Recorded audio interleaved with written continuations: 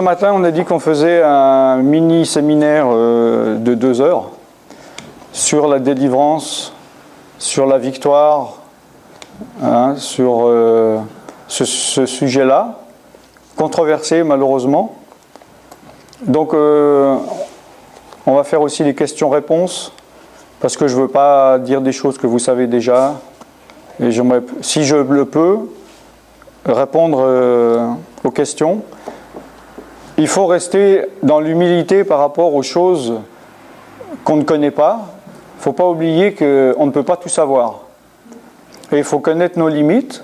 La Bible dit dans Deutéronome 29, je crois, « Les choses cachées sont à l'Éternel, les choses révélées sont à l'homme. » Et on ne peut pas tout savoir, d'ailleurs, c'était la première condition, la première alliance de Dieu dans le Jardin d'Éden. C'est-à-dire, le fruit de la connaissance du bien et du mal, il ne faut pas la connaître. Donc l'origine, c'est que Dieu ne voulait pas qu'on connaisse la différence entre le bien et le mal. Et enfin, qu'on ne connaisse pas le mal. Donc à partir du moment où on connaît le mal, on connaît la différence entre le bien et le mal.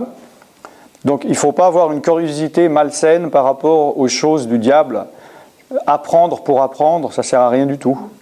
Mais c'est très important de connaître et de savoir des choses qui sont utiles, soit pour aider les autres, ou pour mieux connaître notre position et d'avoir la victoire. Donc on ne peut pas ni être dans un extrême ou de l'autre, genre je veux rien savoir, je veux seulement savoir louer Dieu et faire comme s'il n'y avait pas de guerre et que le diable n'existe pas, ça c'est pas bon. Maintenant, partir trop et dire il faut tout que je connaisse, c'est pas sage non plus. Il faut se laisser guider par l'esprit. Il y a des choses que l'Esprit de Dieu veut que nous sachions, et il y a des choses qu'on n'a pas besoin de savoir. Donc ça ne sert à rien de savoir les choses dont on n'a pas besoin. On sait très bien que la connaissance qui ne sert à rien, comme la Bible dit, la connaissance enfle, la charité édifie, et aussi Ecclésiaste, il a dit, plus on a de connaissances, plus on souffre. Donc il faut avoir de la connaissance utile. Amen. Je vous rappelle que vous avez sur le sujet vous avez des enseignements sur mon site, vous pouvez voir en vidéo. Il y a des témoignages, des reportages et de l'enseignement sur centre-partage.com, ou un site plus facile à retenir, c'est le même, c'est jésus-christ-est-seigneur.com, ça arrive sur la même page. Et vous allez à la page délivrance ou à la page messages vidéo. Et là, vous verrez plein de messages. Et sur la page délivrance, comme je dis, il y a des témoignages, des reportages. Alors, on voit des choses graphiques et visuelles, des gens tombés, on chasse des démons, il y a des gens qui vomissent. Donc, si ça vous gêne, vous ne regardez pas ce genre de vidéos, mais il y a des vidéos, c'est simplement des enseignements et des témoignages. Et vous pouvez aussi aller sur TV Jésus-Christ, qui est sur tvjésuschrist.com. Il y a plusieurs chaînes, et là aussi, vous pouvez avoir des enseignements. Il y a une chaîne de questions-réponses, justement. Si vous avez des questions, vous pouvez m'envoyer par email, et moi je réponds, parce qu'il y a des réponses qu'on peut répondre bibliquement, et il y a des questions qu'on ne peut pas répondre, parce que la Bible ne dit rien, et c'est vraiment qu'une question d'expérience. Et donc il y a une chaîne où je réponds à des questions qu'on ne peut pas, où il n'y a pas de, de source biblique, parce qu'il n'y en a pas. Donc, où je réponds vraiment par rapport à mon vécu ou à ce que je pense. Par contre, il y a une autre chaîne, c'est dans la Bible, où là, c'est vraiment l'approfondissement de la parole de Dieu. Juste une chose, ça c'est le micro, parce que j'enregistre justement, je mettrai. Si jamais vous voyez clignoter, vous me dites. Parce que moi, je ne vois pas, et puis ça veut dire qu'il n'y a plus de piles. Amen. On va prier. Seigneur, nous te remettons ces instants, que ton Saint-Esprit dirige tout. Seigneur, nous voulons être disponibles à ton esprit et que seules les choses que tu veux que nous sachions, Seigneur, nous soient révélées ce matin. Nous annulons tout plan du diable, tout plan de notre chair qui veut se mettre entre nous, entre notre entendement et ton esprit, que seules les choses que tu veux que nous sachions, nous le sachions, et que rien de la chair ne vienne, ni orgueil, ni vanité ne viennent empêcher ce que tu veux que nous sachions, afin que nous puissions être accomplis en toutes choses. Dans le nom de Jésus-Christ, Amen. J'aimerais donc déjà répondre à une question dont j'avais vaguement parlé hier, qui est par rapport aux différents types de magie. Parce qu'il y a beaucoup de gens qui ne savent pas. Donc, j'ai dit qu'il y avait la magie blanche, rose, rouge, bleue, verte et noire. Maintenant, ce sont des catégorisations. Mais évidemment, il n'y a qu'une magie. La magie, c'est la magie. Hein. Mais il y a différents types. Alors, la définition, c'est que la magie blanche est censée ne pas faire du mal à l'autre. Donc, genre, tout ce qui est voyance, divination, médiumnité, spiritisme, où les gens vont aller voir ce genre de personnes, genre parce que leur grand-père est mort et ils veulent parler avec parce qu'il leur manque, ou parce qu'ils veulent savoir s'ils vont perdre du travail, s'ils doivent changer de ville. Donc, apparemment, ça fait du mal à personne. Donc, nous savons que c'est mauvais et ça nous met sous l'influence de démons. Mais l'approche n'est pas pour détruire quelqu'un d'autre. C'est pour ça que ça s'appelle de la magie blanche. La magie rose, ça concerne plutôt l'affectif. Quelqu'un qui aime une autre personne et qui veut l'attirer, qui veut qu'elle lui plaise, qui veut qu'elle tombe amoureuse. Hein, donc il va aller voir un marabout, un sorcier, un fétiche, un brahman, un chaman, etc.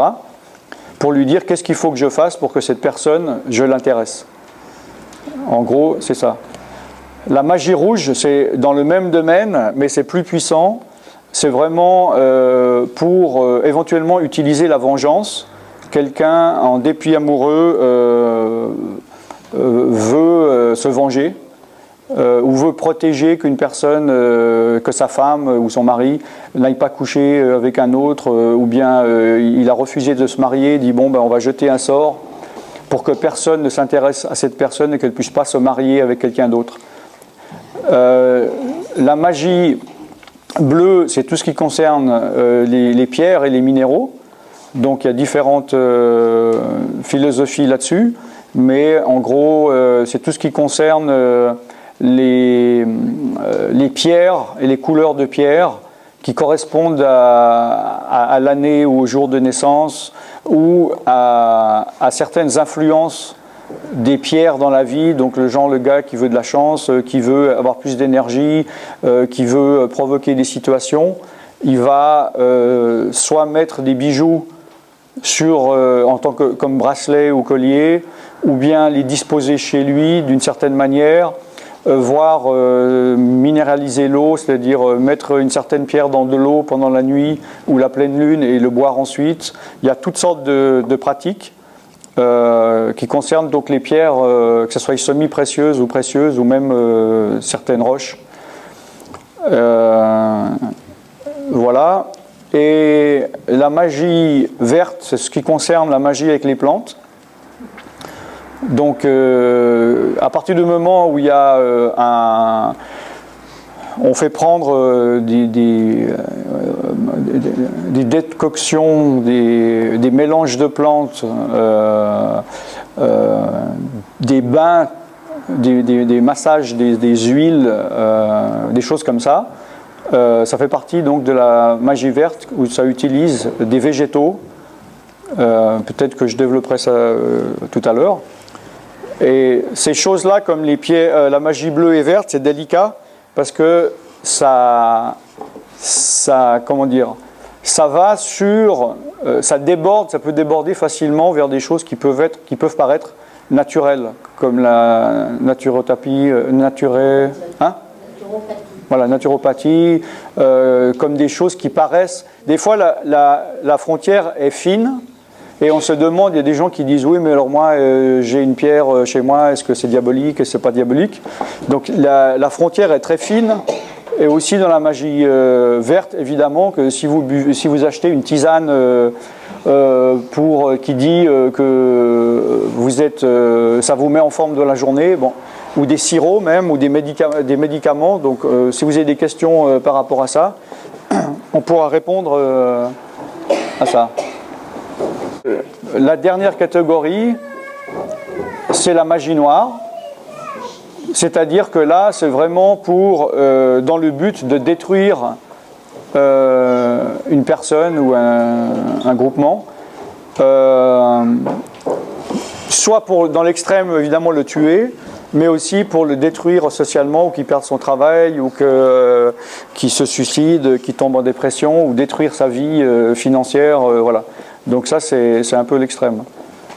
Donc voilà en gros les catégories. Est-ce que vous avez une question par rapport à ces catégories? Oui, j'ai une question, c'est ma fille qui vous a interposé. Par rapport à la magie noire, ouais.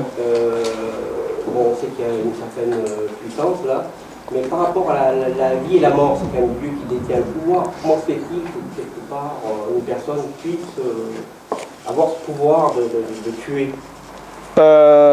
Bon, c'est vrai que la Bible dit, Dieu, il est dit, c'est moi qui détiens la vie et la mort et personne ne sauve de ma main. Donc évidemment, moi je crois que Dieu est souverain et que tout ce qui se passe, le moindre déplacement d'atomes, Dieu est au courant, il permet et rien ne se passe sans sa permission. Ça c'est mon point de vue personnel. Je ne crois pas que Dieu à quitter la création et laisse faire les choses d'une manière chaotique. Et même le diable ne peut pas aller au-delà des limites que Dieu lui a donné d'avoir, comme on le voit dans Job, où Dieu a dit au diable, ok, tu pourras faire de là à là, tu ne pourras pas dépasser cette limite.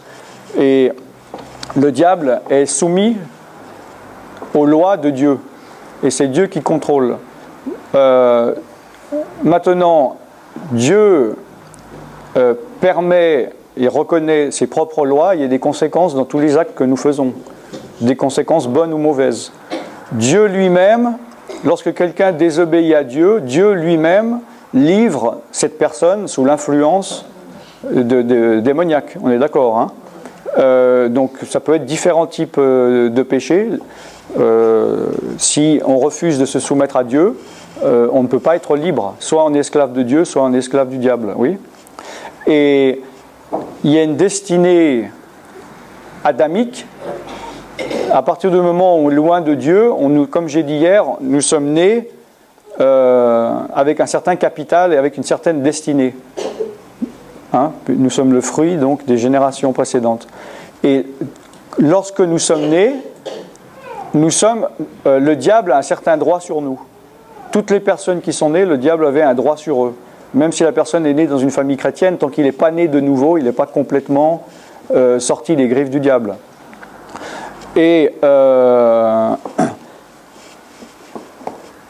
il y a un plan du diable, il a des droits sur la vie, et il sait déjà dans la vie de cette personne, voilà, il va avoir une lacune, il va avoir un problème, il connaît même comment il va mourir et où. Mais maintenant, lorsque cette personne se convertit, il y a un changement de destinée, il y a même un déplacement du calendrier par rapport à la mort, vu que la parole de Dieu dit qu'il rajoute des jours à notre vie. Alors, peut-être pour vous c'est abstrait parce qu'avant de vous convertir, vous ne saviez pas quand vous alliez mourir, et depuis que vous êtes converti, vous ne savez pas quand vous allez mourir.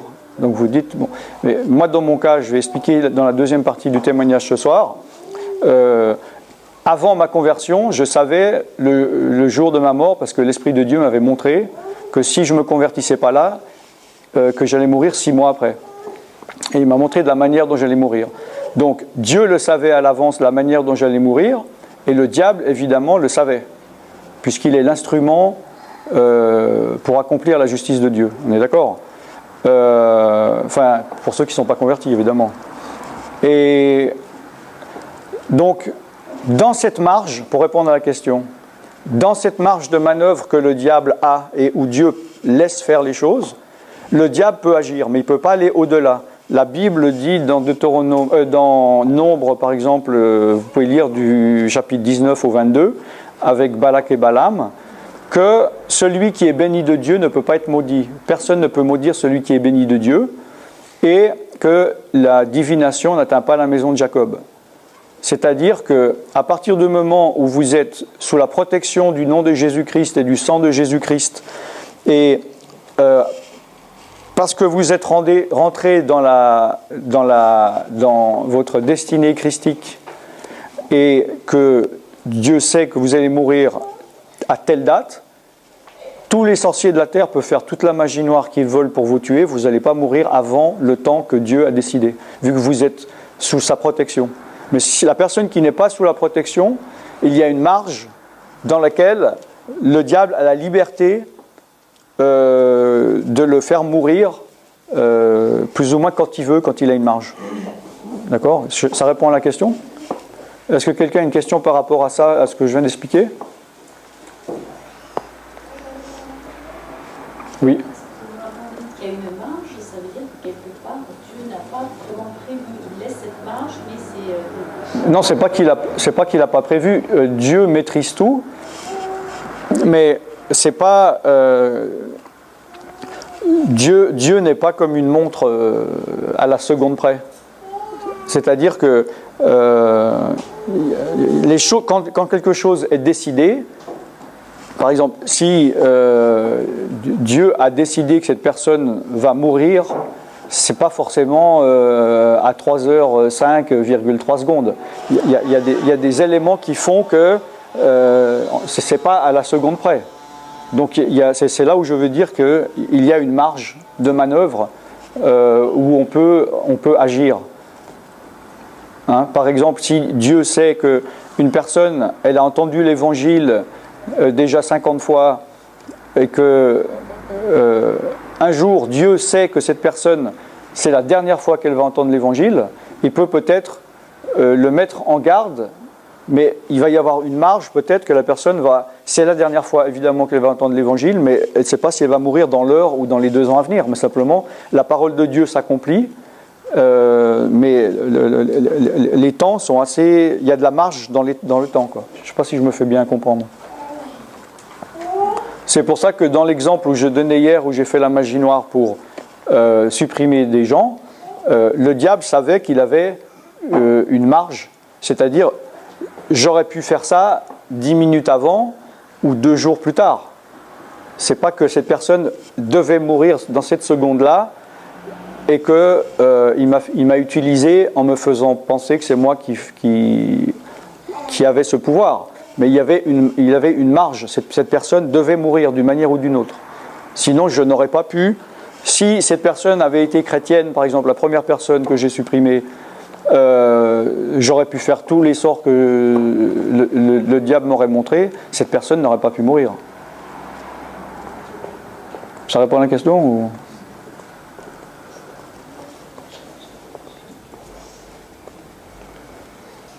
Par rapport à ce sujet, il y a d'autres questions ? Ouais. C'est quoi la question ? Ça fait quoi ? C'est quoi la question ? Ça fait quoi ? J'entends pas. La mort imminente. Ouais, c'est quoi la question ? Ça fait quoi ? Ça fait quoi ? Ça fait quoi ? À quel niveau ? Qu'est-ce que tu veux dire ? Ben moi, t'étais là hier soir ? Ben, j'ai expliqué ce que ça fait. L'expérience de mort imminente, bon, il faut savoir que à peu près dans le monde, parce qu'il y a des milliers de recensés maintenant, hein, parmi les milliers ou les dizaines de milliers de personnes qui ont fait cette expérience, il y a 95% de ces expériences qui sont ce qu'on appelle des expériences positives. C'est-à-dire, c'est ce que la plupart des gens, quand ils font des reportages à la télévision ou dans les magazines, c'est des gens qui meurent, qui ont l'expérience de mort imminente et qui voient une lumière ou qui sont dans la paix, qui entendent une jolie musique, qui revoient leur père ou leur mère ou leur grand-père et qui ont, on appelle ça une émie positive. Maintenant, 4 à 5% de ces expériences sont des expériences négatives comme moi j'ai eu. Mais évidemment, la plupart des médias n'en parlent pas parce qu'ils ne veulent pas faire peur aux gens. Mais il faut savoir donc c'est quand même, il y a quand même à peu près 5% des expériences qui sont des expériences négatives.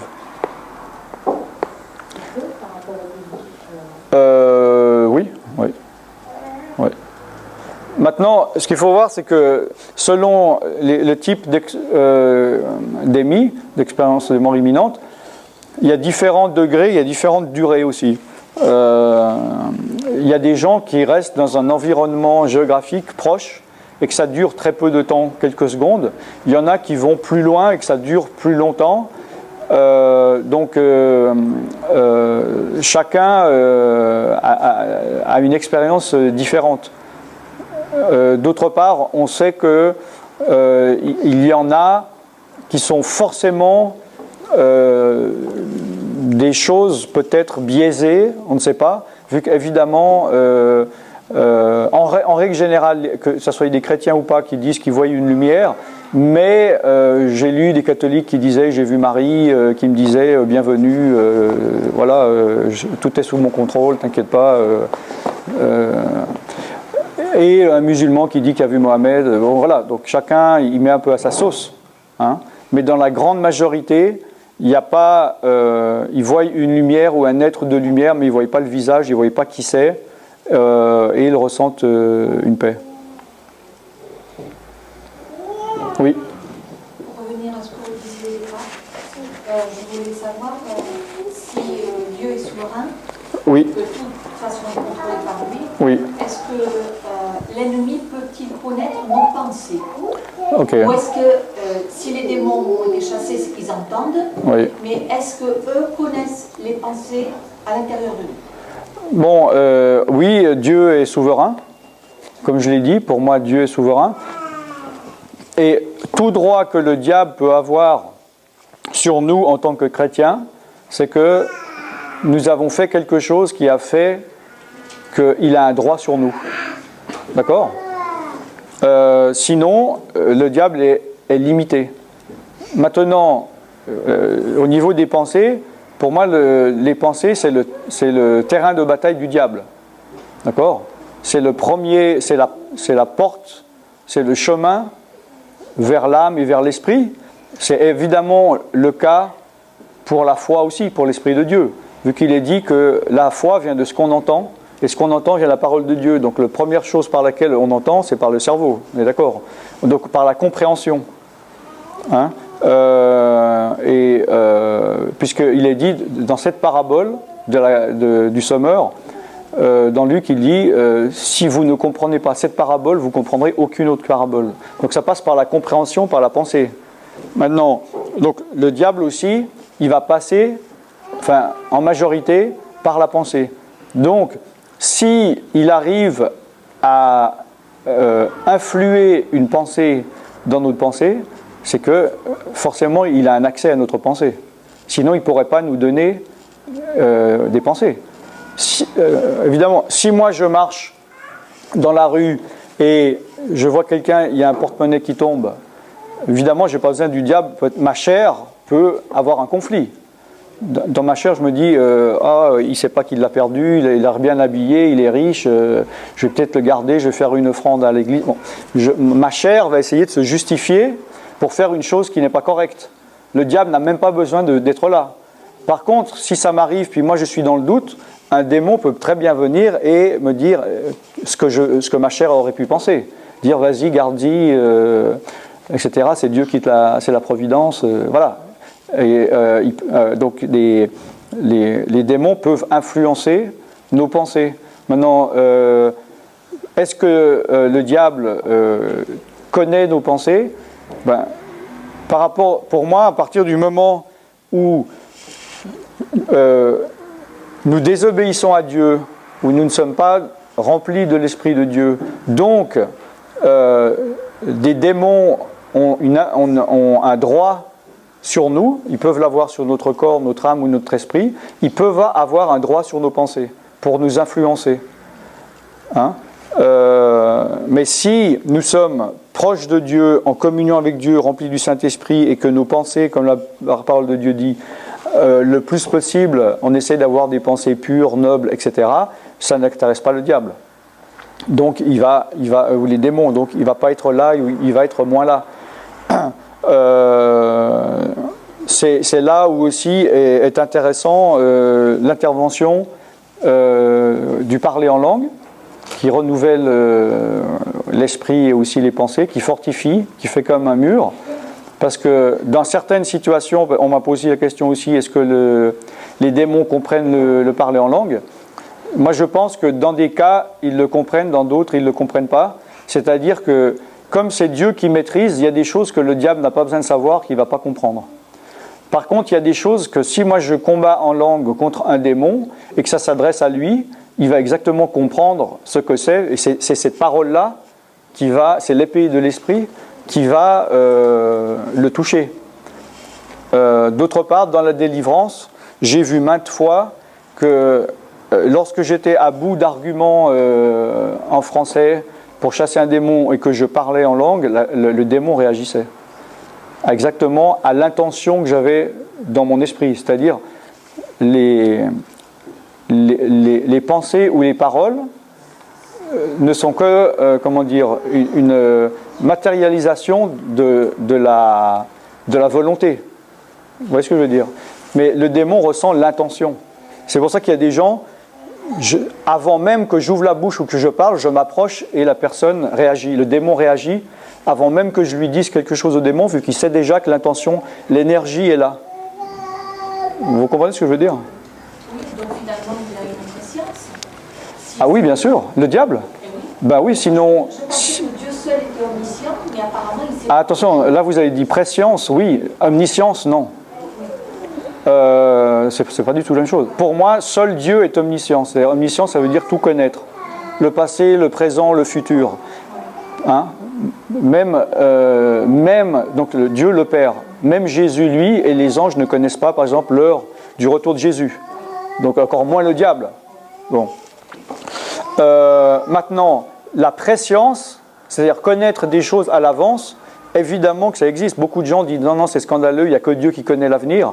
Mais comment, si c'était le cas, comment est-ce que des voyants peuvent prédire des choses qui sont réelles et mathématiques ? Évidemment, si je vous dis vous allez rencontrer une femme blonde dans les 10 ans, bon, ça c'est pas de la... Hein, bon.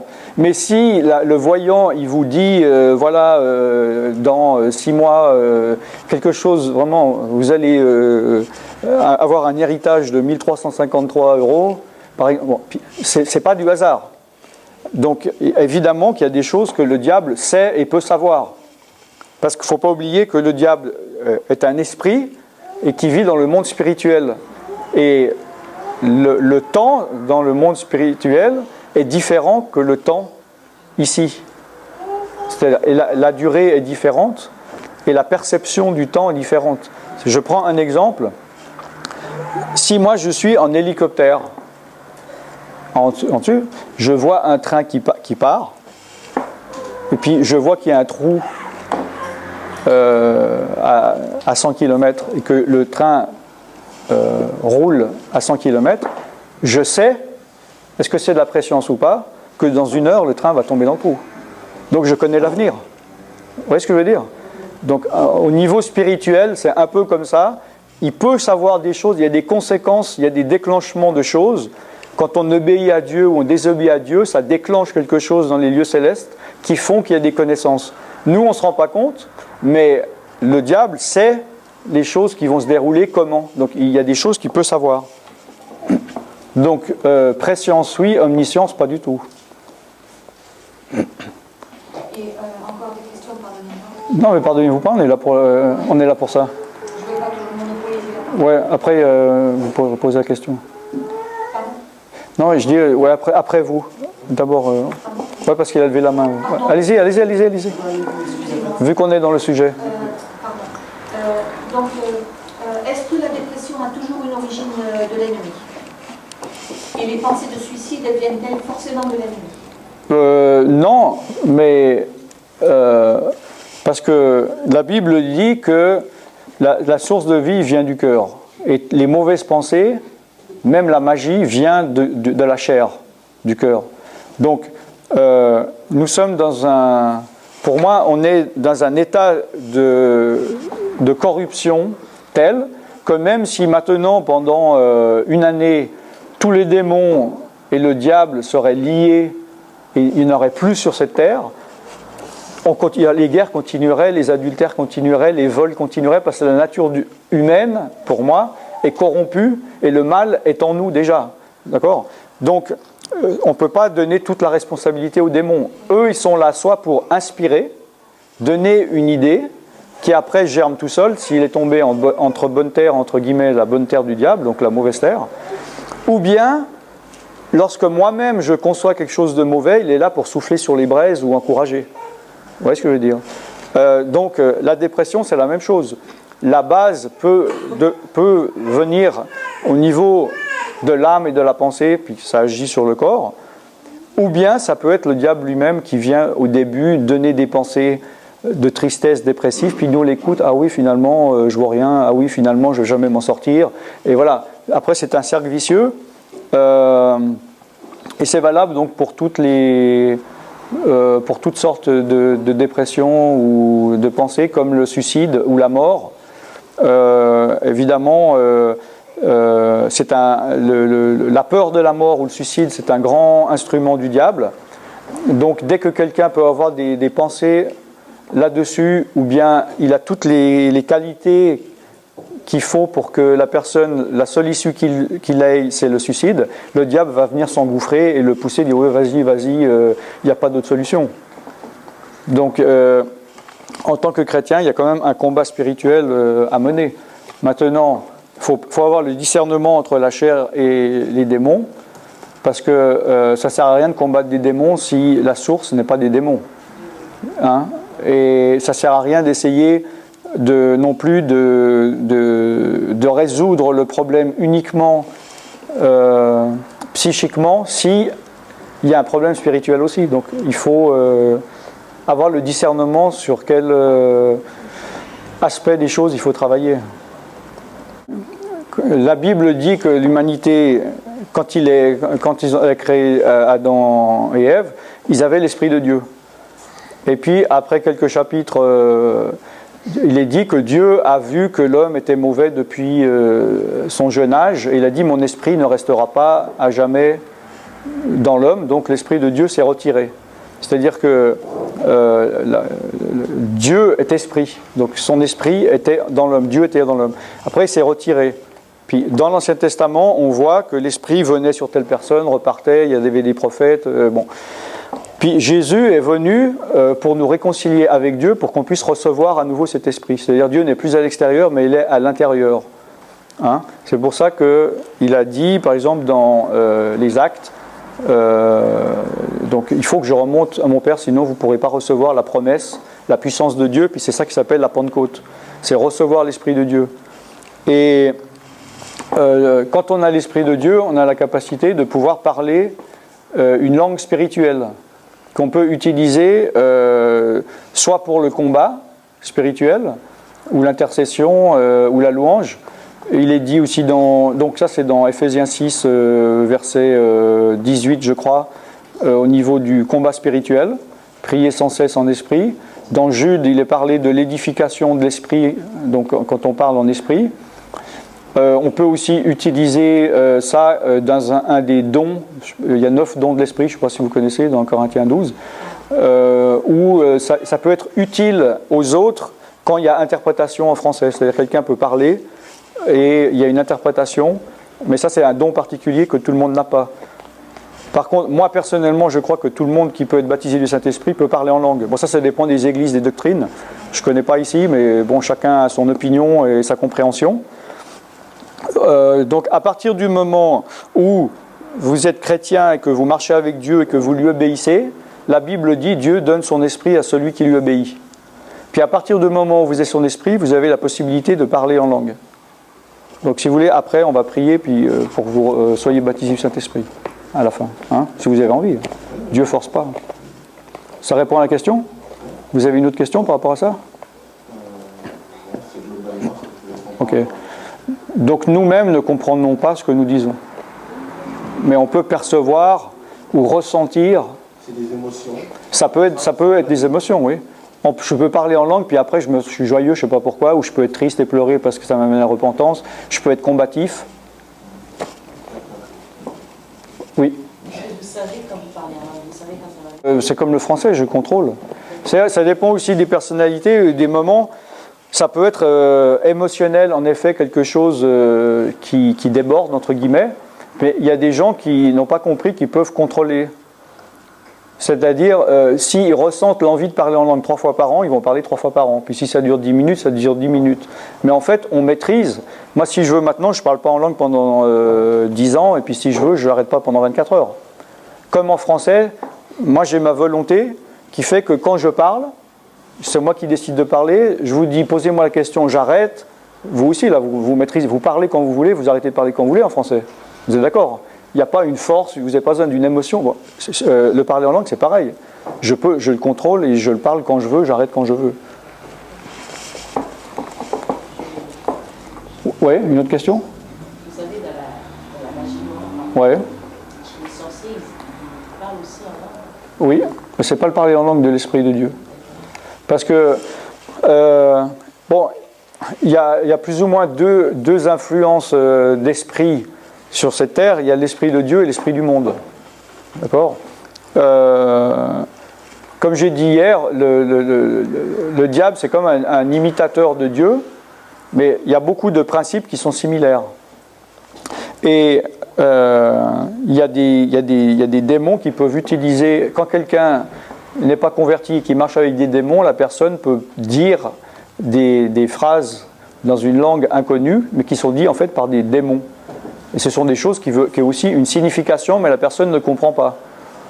Hein ? Alors quand on a l'Esprit de Dieu, ça ne peut pas être un démon qui parle au travers de nous, c'est impossible. Tout comme quand un sorcier il parle, ça ne peut pas être par l'Esprit de Dieu, à moins que l'Esprit le saisisse, ça peut arriver, c'est déjà arrivé. On voit Saül dans l'Ancien Testament où il dit l'Esprit de Dieu l'a saisi et il s'est mis à prophétiser, mais c'est rare. Je dis ça parce qu'il y a des chrétiens qui disent justement j'ose pas parler en langue parce que peut-être c'est le diable qui m'utilise. Mais s'il est baptisé du Saint-Esprit, c'est tout simplement impossible. Hein ?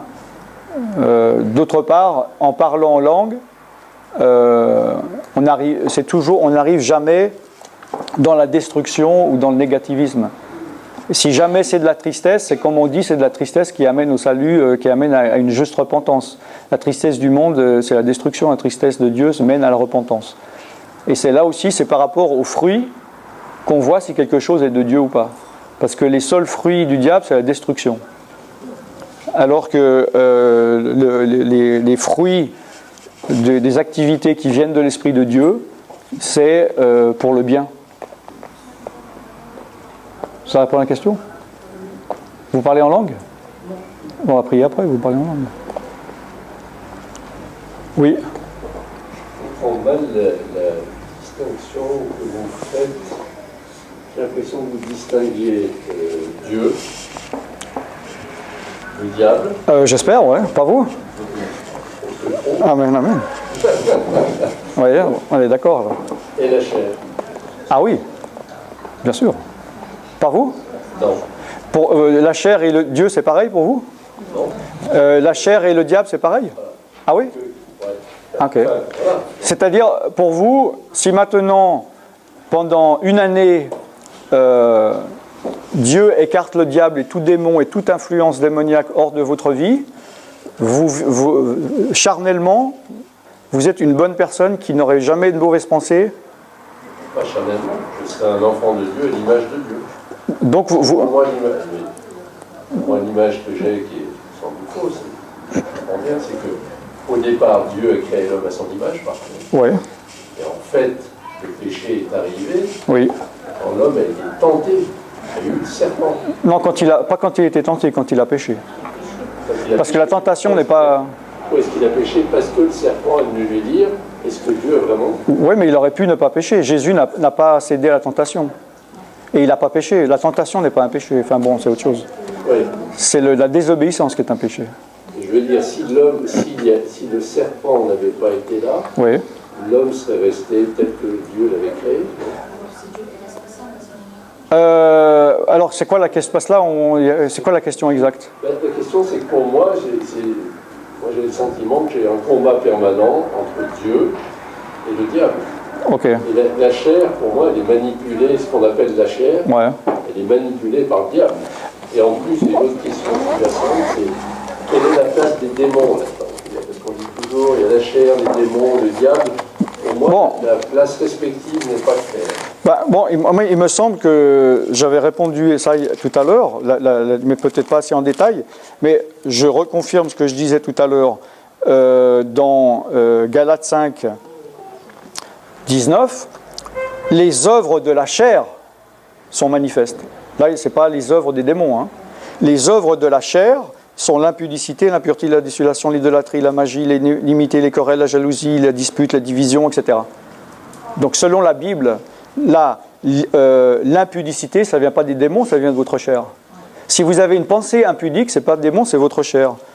Si vous devenez idolâtre, c'est votre chair. L'idolâtrie est dans l'envie de la chair.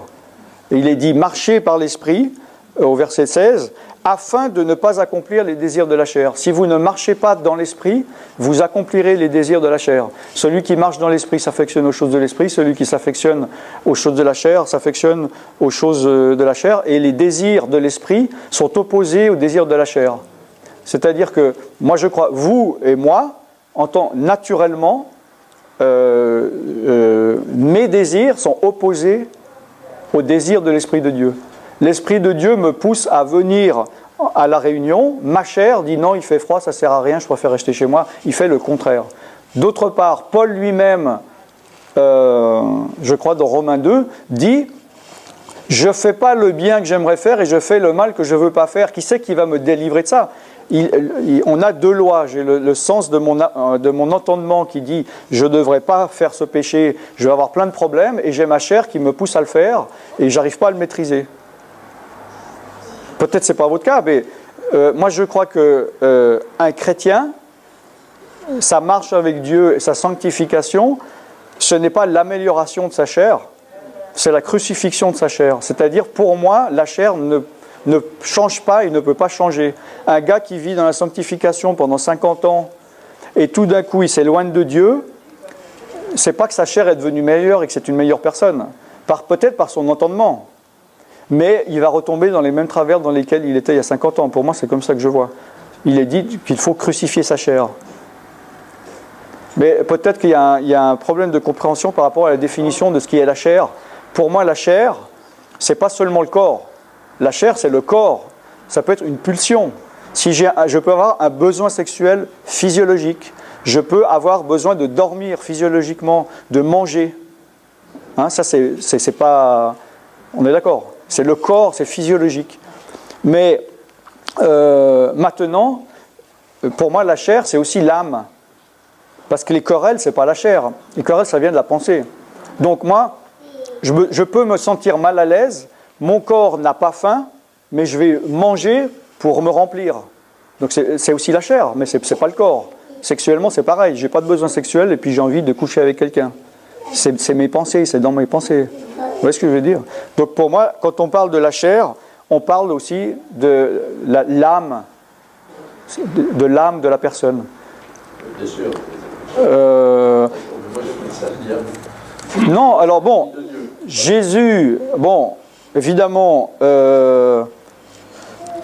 dans, je crois, Matthieu 4, attendez voir, je vais voir si c'est là, parce qu'il y a aussi dans Jacques. Non, c'est Matthieu 16.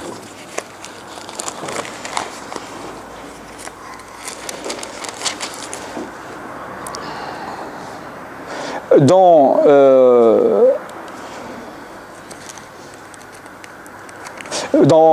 Matthieu 16, 23, quand Pierre lui a dit « Non, tu ne vas pas te crucifier, tant que je suis là, ça ne va pas t'arriver », Jésus, se retournant, dit à Pierre « Arrière de moi, Satan. Tu mets en scandale, car tes pensées ne sont pas les pensées de Dieu, mais celles des hommes. » D'accord ? Et puis, dans Jacques...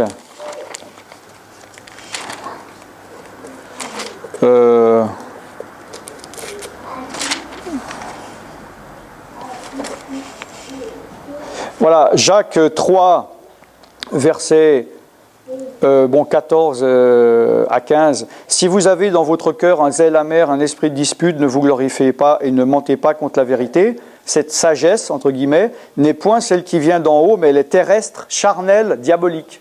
Donc là, on voit deux passages qui a l'air de dire que la chair c'est le diable, ou le diable c'est la chair, mais pour moi ces deux versets veulent dire que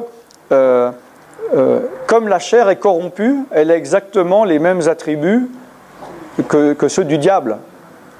Mais ma chair, pour moi, ce n'est pas le diable c'est une personne.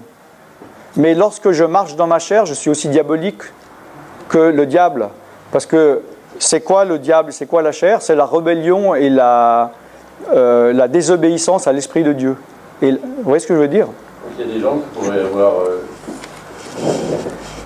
Dieu, la chair, et qui le diable n'intervient jamais, à l'extrême. Non, le diable, non.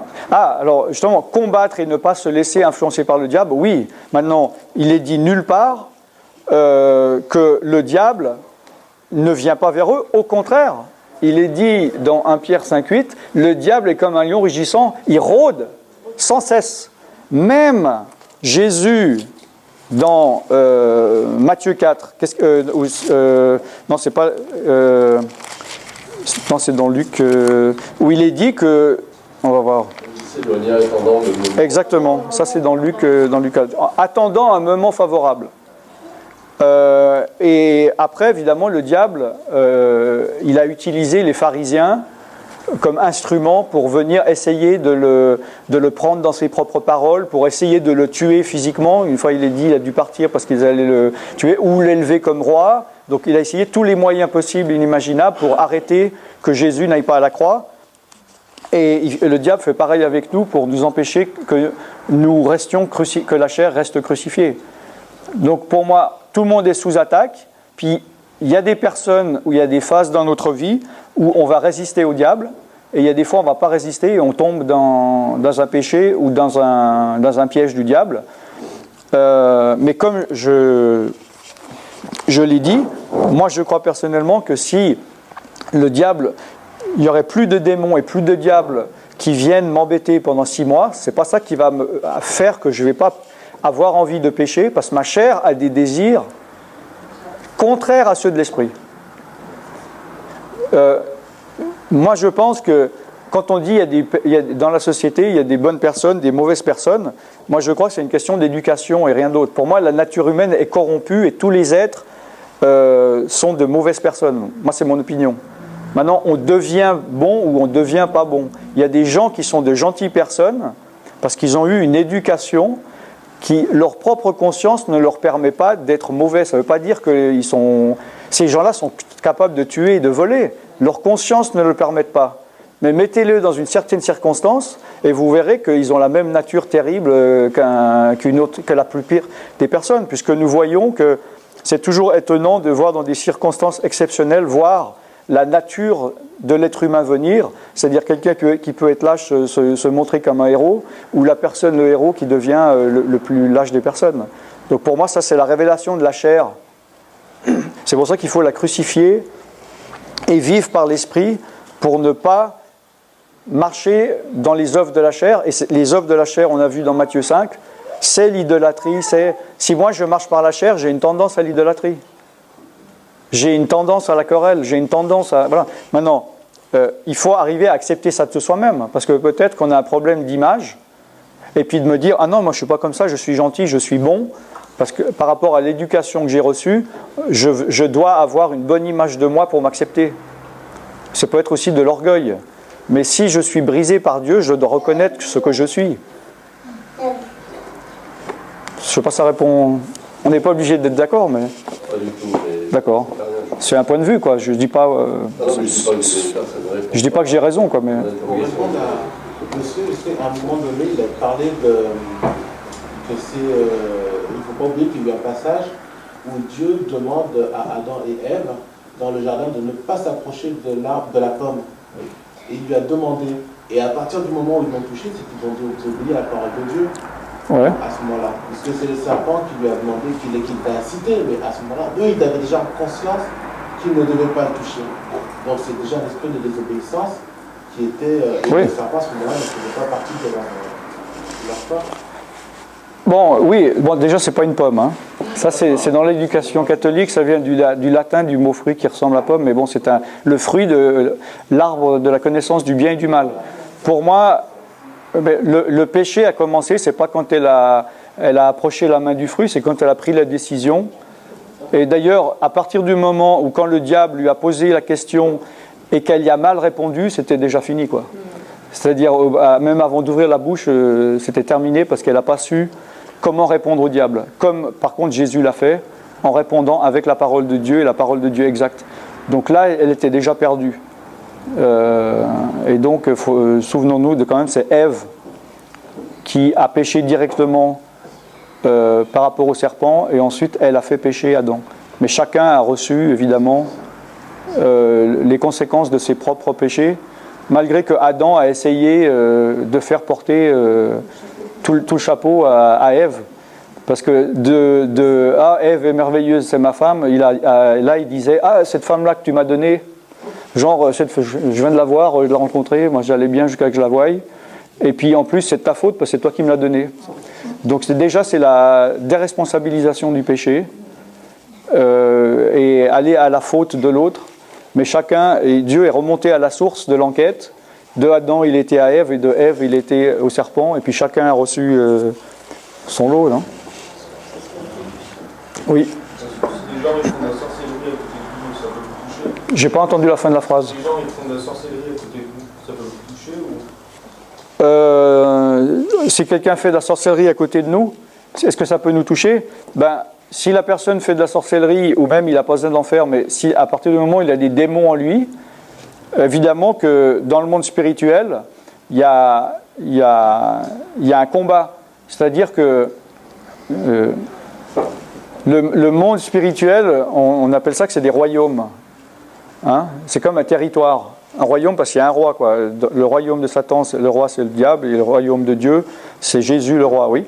Deux royaumes ne peuvent pas se chevaucher, ne peuvent pas être sur le même territoire, on est d'accord. S'il y en a un qui recule, c'est ce que l'autre prend du terrain, mais deux territoires ne peuvent pas être sur le même endroit, et encore plus au niveau spirituel. Il n'y a pas de zone franche, où il n'y a pas de neutralité. Et si, imaginons, la pièce est scindée en deux, puis là il y a des chrétiens, puis là il y a des satanistes, il y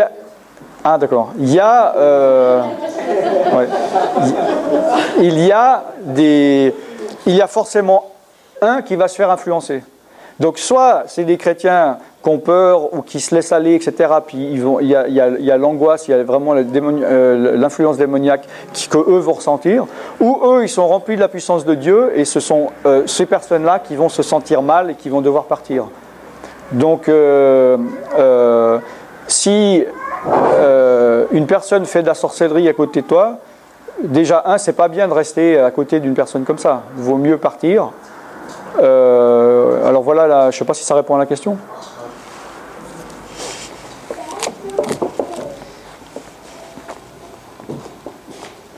Continuons. Les questions. Oui. Au début de ma conversion, j'avais reçu de parler en langue. Oui. Et les langues étrangères aussi, parce qu'on disait qu'on parlait en nouvelle langue. Vous avez parlé quelle langue terrestre ? Pardon ? Quelle langue terrestre vous avez ? L'arabe. Un arabe vous a compris ? Non, j'étais toute seule dans ma cuisine. D'accord. Voilà. Ok. Mais ce que je voulais savoir, c'est lorsque je parlais en langue, je me suis trouvée dans un milieu où on parlait en langue ou non, on n'en parlait pas. Ouais. Et donc finalement, j'ai mis ça comme étant quelque chose parce que l'on m'avait dit que le parler en langue pouvait être diabolique. Seulement quand vous venez de vous convertir, vous ne savez pas, voilà, vous ne savez pas grand-chose et vous doutez très vite. Parce que vous vous dites, je ne sais pas grand-chose, donc si je ne sais pas, comment saurais-je si mon parler en langue vient de Dieu ou pas ? Ouais. Comme je l'ai dit tout à l'heure, à partir du moment où vous êtes converti, baptisé du Saint-Esprit, ça ne peut pas venir du diable. Donc il y a des pasteurs qui, par manque de connaissances et par crainte, ils enlèvent les risques, mais en fait, ils font le contraire. Voilà, c'est la sagesse humaine qui fait de nouveau le contraire de ce que l'Esprit de Dieu veut que l'on fasse. D'autre part, faut bien préciser une chose, quand on dit de parler des nouvelles langues, il n'est jamais dit dans la Bible qu'on pouvait parler des langues humaines. Si on regarde dans Acte 2, verset 6, quand il parlait, il est dit « Chacun les entendait parler dans sa propre langue ». Il n'est pas dit que ces personnes parlaient l'arabe ou l'italien. Il est dit « Vous étiez seul dans votre cuisine, donc vous n'avez pas beaucoup de témoins, quoi ». Oui, mais alors... ça peut être une consonance arabique. Non, ça ne veut pas dire que ça ne vient pas de Dieu. Non, je fais simplement une précision. Je dis pas qu'on ne peut pas parler une langue inconnue. Je peux très bien peut-être me mettre à parler allemand. La Bible ne le dit pas, ça. La Bible dit par contre que s'il y a un Allemand qui vient, que je parle en langue, peut-être que lui, il entend l'allemand. Je dis pas... Vous comprenez, je rectifie une chose. En disant que dans la Bible, il n'est pas dit, la plupart des gens, ils ont mal lu, il n'est pas dit que il fut rempli du Saint-Esprit et se mettent à parler l'arabe, etc. Il est dit, dans verset 4, ils parlaient en d'autres langues selon que l'Esprit leur donnait de s'exprimer. Donc ils s'exprimaient en différentes langues. Et au verset 6, la foule accourut parce que chacun d'eux entendait parler sa propre langue. Hein? Donc peut-être, mais c'est une suggestion, si Pierre avait été tout seul et qu'il y aurait eu 3 personnes de langues différentes, peut-être qu'en parlant, chacun aurait entendu sa langue. Je ne suis pas en train de dire que c'est ça. Je suis en train d'enlever un concept que beaucoup de chrétiens ont, qui sont persuadés que dans la Bible, c'est dit qu'ils parlaient des autres langues, des langues terrestres, alors que là, ce n'est pas écrit. Ouais, vous pouvez regarder la référence que j'ai donnée. Acte 2, verset 4 et verset 6. Mais c'est pas grave. Mais vous, dans votre cas, je vous ai dit que c'est pas du diable, vu que vous étiez baptisé du Saint-Esprit. Mais ça m'a servi à quoi? J'ai pas compris pourquoi. De parler? Ben, le parler en langue, comme je l'ai dit, puis il est dit dans la parole de Dieu, dans Éphésiens 6, 18, dans Jude, ça vous édifie. Mais une langue étrangère, ça sert à... Mais ça, vous pensez que... Moi, des fois, je parle, ça ressemble à du chinois, c'est pas pour ça que je reparle avec du chinois. Des fois, il y a un gars, un jeune, il parle depuis le début, ça fait aussi, ça fait comme des consonances gutturales arabes, c'est pas de l'arabe. Je sais que je chantais en langue, Ouais. et j'ai été arrêtée, bloquée, et je sentais comme ça. Et c'était un chant, enfin, il me semble arabe. Mais le parler en langue, il y a différentes langues. Même là, il est dit au verset 4, donc, l'Esprit leur donne de parler d'autres langues. Il y a différentes langues. Moi, quand je parle en langue, j'en ai à peu près 3. Et c'est-à-dire, je ne comprends pas la différence, vu que je ne connais pas les différences des mots, mais je vois bien que j'ai 3 types d'intonation ou de consonances différentes. Hein? Mais ça ne veut pas dire que c'est 3 langues terrestres, peut-être, hein, j'en sais rien, mais ça m'étonnerait. Il y a eu des études, d'ailleurs j'ai mis, il y a une vidéo que j'ai traduite de l'anglais qui est très bien, c'est un reportage pour CNBC, je crois, vous pouvez regarder sur mon site, qui ont analysé donc le parler en langue. Ils ont fait des tests du cerveau